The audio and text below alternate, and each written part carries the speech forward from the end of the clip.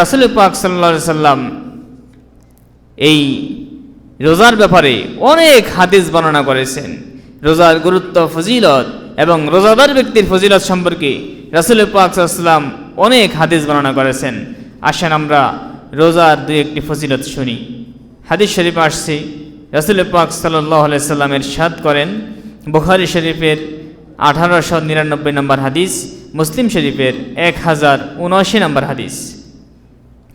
عن أبي هريرة رضي الله عنه قال قال رسول الله صلى الله عليه وسلم إذا دخل رمضان فتحت أبواب السماء وفي رواية فتحت أبواب الجنة وغلقت أبواب جهنم سلسلة الشياطين سبحان الله। আল্লাহ রাসূল বলেন, যখন রমজান মাস আগমন করে, রমজান মাস যখন আগমন করে, আল্লাহ রাব্বুল আলামিন জান্নাতের দরজাগুলো খুলে দেন। জান্নাতের দরজাগুলো খুলে দেওয়া হয়। অন্য রাওয়ায়াতে আছে আসমানের দরজাগুলো খুলে দেওয়া হয়, অর্থাৎ রহমতের দরজা খুলে দেওয়া হয়। ওয়াগুল্লিকাত আবওয়াবু জাহান্নাম, এবং জাহান্নামের দরজাগুলো বন্ধ করে দেওয়া হয়। ওয়াসুলসিলাতিশ শায়াতিন, এবং শয়তানকে শিকল দিয়ে বন্দী করে দেওয়া হয়।